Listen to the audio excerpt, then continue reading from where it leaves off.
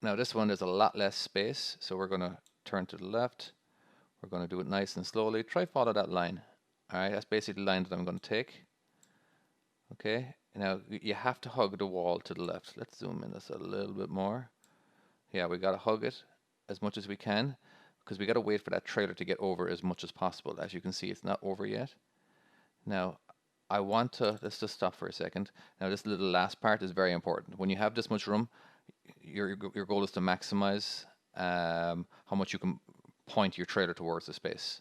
All right, so I'm going to go ahead and just turn off to the right now. All right. I probably did it a bit too soon, as you can see that I didn't go towards the, I didn't go on the line, but whatever, I'm pointing towards it. That's the main thing. All right, let's get my steers straight. Oops, maybe, there we go. And now we can just, well, obviously just start backing up and get on to the next level.